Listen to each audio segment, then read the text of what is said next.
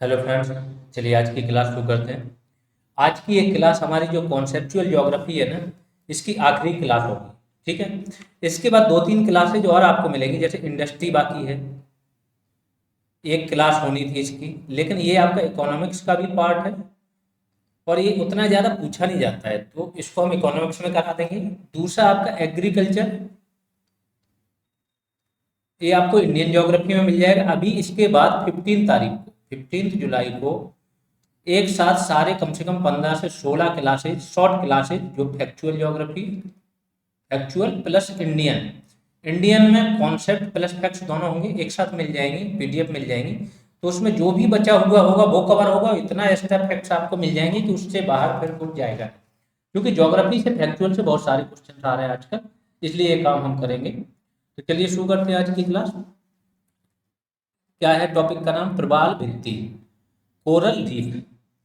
क्या होते हैं कोरल रीफ? देखो, एक प्रकार का जीव होता है, मूंगे की चट्टाने बोला जाता है इसको, मूंगा की चट्टान। अब मूंगा की चट्टान क्या होती है? तो एक प्रकार का चूने का खोल होता है जो बनता चला जाता है, उसके अंदर एक जीव रहता है जिसका नाम होता है जूजेंथाली। तो कोरल क्या है? कोरल एक चूना प्रधान जीव है, चूने का एक खोल होता है, उसके अंदर जूजेंथाली जीव रहता है। जीव इसको रंग वगैरह प्रदान करता है, भोजन प्रदान करता है और ये इसको आवास प्रदान करता है। इस प्रकार से ये सहजीविता है, एक प्रकार की सौहार्दता है। तो प्रवाल एक चूना प्रधान जीव है जो मुख्यतः कठोर रचना वाले खोल होते हैं, जिसमें मुलायम जीव, खोल कठोर होगा लेकिन मुलायम जीव इसके अंदर रहते हैं। इस मुलायम जीव को क्या बोला जाता है? जूजेंथली। और जिसमें रहता है उस खोल को क्या बोला जाता है? कोरल। ठीक है। इस प्रकार से ये होता है। अब इनके लिए परिस्थितियां क्या होनी चाहिए, किन परिस्थितियों में ये जीव रहते हैं, ये देखना है। तो यह मुख्य रूप से उष्णकटिबंधीय सागरों, उष्णकटिबंधीय मतलब 23 हाफ नॉर्थ से 23 हाफ साउथ, और मेनली और ज्यादा आगे चलो तो 30 नॉर्थ से 30 साउथ में पाए जाते हैं। यह कम ऊंचाई पर पाए जाते हैं क्योंकि अधिक गहराई पर, कम गहराई पर पाए जाते हैं। ऊंचाई में कम गहराई पर क्यों पाए जाते हैं? तो अधिक गहरे समुद्र में, एक बताता हूँ, कॉन्टिनेंटल शेल्फ पड़ा होगा, नहीं पड़ा होगा तो इंडियन ज्योग्राफी में आ जाएगा। कॉन्टिनेंटल शेल्फ क्या होता है? जब समुद्र में जाते हो तो महाद्वीपीय मग्न तट होता है। मग्न तट आपका 300 मीटर तक या उससे थोड़ा नीचे होता है। यहाँ पे कुछ टीले पाए जाते हैं, इन टीलों पे ही ये उगते हैं। क्यों उगते हैं? कि ज़्यादा गहराई पे चले जाओगे तो सूर्य का जो प्रकाश है, सनलाइट, वो भी कम हो जाएगी और ऑक्सीजन में कमी आ जाती है, जहाँ पे कोरल उत्पन्न नहीं होते या उत्पन्न होंगे तो मर जाएंगे। प्रवालों के विकास हेतु जल को अवसाद रहित होना चाहिए। जल में बहुत ज्यादा अवसाद नहीं होना चाहिए। इसका मतलब जो आपके मुहाने होते हैं नदियों के, जो समुद्र में मिलते हैं, ठीक है, वहां पे ये नहीं पाए जाते। अवसादों के कारण प्रवालों का मुख बंद हो जाता है, इस कारण ये मर जाते हैं। जल का तापमान लगभग कितना? 21 डिग्री सेल्सियस के आसपास होना चाहिए। बहुत ही मतलब इसके लिए ना कंडीशन सारी फिट होनी चाहिए, तभी प्रवाल जीव रह सकते हैं। और प्रवाल वाला अगर देखोगे तो इनको बोला जाता है पृथ्वी का वर्षा वन। सर्वाधिक जैव विविधता यहाँ पे पाई जाएगी, बहुत खूबसूरत एकदम रंगीन कलर के दिखाई देते हैं रंग। जो लोग अंडमान निकोबार वगैरह जाते हैं वो लोग यहाँ पे जरूर जाते हैं, स्कूबा डाइविंग वगैरह करते हैं। ठीक है। अब आते हैं, लवणता सामान्य होनी चाहिए। जो लवणता होती है जल की, तो वो समुद्री जल है तो लवणता तो होगी, लेकिन लवणता 30 के आसपास होनी चाहिए, 30 से 35 ज्यादा है ज्यादा। जल की गहराई 80 से 90 फैदम, एक फैदम में 6 फीट होता है, तो अगर देखो तो 400 से 500 फीट तक ही ये पाए जाते हैं।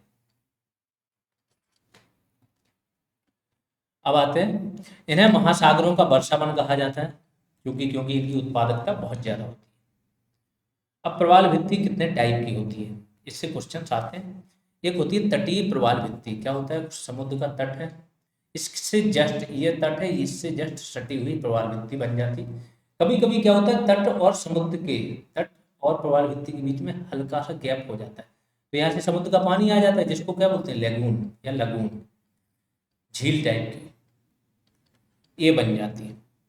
तो महाद्वीपीय तथा द्वीपीय तट से लगी हुई प्रवाल भित्ति। कभी कभी इनके तथा स्थल भाग के बीच क्या है, अंतराल हो जाने के कारण छोटे लेगून का निर्माण हो जाता है। जिसे बोट चैनल कहते हैं। वितरण कहाँ कहाँ है इनका? दक्षिणी फ्लोरिडा, अंडमान एवं निकोबार, मन्नार की खाड़ी के निकट रामेश्वरम।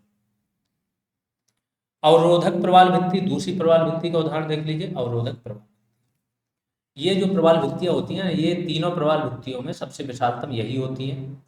इनका विकास भी तट के समानांतर होता है। तट के जो तट है, जैसे समुद्र का ये तट है, ठीक है, अब इसी के समानांतर होगा, अवरोध की तरह ये कार्य करती हैं, इसलिए इनको क्या बोला जाता है? अवरोधक प्रवाल।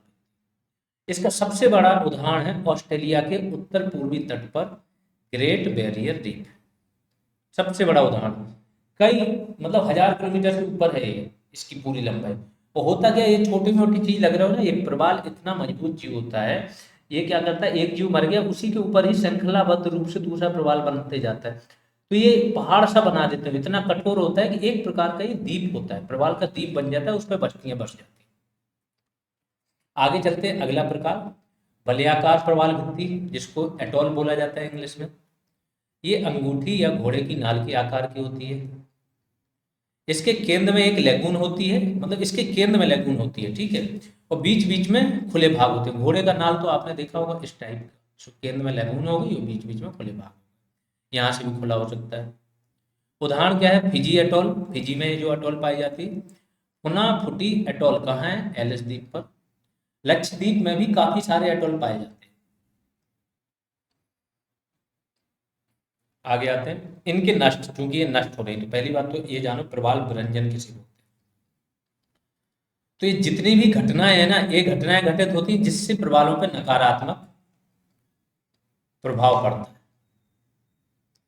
इस नकारात्मक प्रभाव के कारण प्रवाल क्या होते हैं? अपना रंग छोड़ देते हैं, और इनका जो वास्तविक रंग होता है व्हाइट कलर का, चूने वाला, उसमें आ जाते हैं। इसी को बोलते हैं प्रवाल विरंजन। इसमें जू जैंथाली जीव जो होता है ना आपका, वो मर जाता है, वही रंग वगैरह प्रदान करता है, तो ये व्हाइट रंग में आ जाएंगे, चूने के खोल ही दिखाई देते हैं। तो इससे पता चलता है, हमें संकेत मिलता है कि जो आपका प्रकृति में परिवर्तन हो रहा है, जलवायु परिवर्तन हो रहा है, वो तीव्र गति से हो रहा है। समुद्र का पॉल्यूशन बढ़ गया, ये जितने भी कारण है। अब इसके रीजन क्या है? El Nino. अल नीनो एक घटना है। इसमें क्या होता है कि जो पेरू का तट है, अगर आप दक्षिणी अमेरिका देखोगे तो पेरू का तट है, नॉर्मली यहाँ क्या ठंडी जलधारा बहती है, लेकिन अल नीनो जब आता है यहाँ पे गर्म जलधारा। तो इस घटना से क्या होता है, यहाँ जो उच्च दाब होता है, अब आप लोग को समझ में तो आ गया होगा, ठंडी जलधारा उच्च दाब बनेगा। तो चिली का जो अटाकामा मरुस्थल है, इसी ठंडी जलधारा के कारण बना है। लेकिन जब आप कुछ टाइम बाद, कुछ वर्षों में क्या हो, एक घटना घटित होती है, तो ये जलधारा है ना, ये जलधारा परिवर्तित हो जाती है। जो नीचे की गर्म जलधारा है वो ऊपर आ जाती है, और जो प्रतिवर्षवती ठंडी जलधारा, ठंडी जलधारा होती है वो दूसरी जलधारा होती है, और जो प्रतिवर्षवती धारा होती है वो गर्म होती है। तो पहले ये नीचे रहती, जब ये ऊपर आ जाएगी तो ठंडी को रिप्लेस कर देगी। तो यहाँ जो उच्च दाब बनता था, फिर निम्न दाब बनेगा। निम्न दाब बनेगा तो यहाँ जो वर्षा कम होती थी, बहुत खतरनाक वर्षा होगी। ये वाला तट जो ऑस्ट्रेलिया, हिंद महासागर, यहाँ पे कम वर्षा और सूखा हो जाएगा। इसके कारण भी क्या होता है, आपका प्रवाल विरंजन होता है। हरिकेन आते हैं, सागर का अम्लीकरण होता है, वैश्विक तापन बढ़ता है, मछली पकड़ने के जाल वगैरह इतने ज़्यादा भारी मात्रा में यूज होते हैं, प्लास्टिक वगैरह, इससे भी क्या होता है, प्रवाल विरंजन होता है। समुद्र का पॉल्यूशन बढ़ जाए, ये सारे रीजन हैं।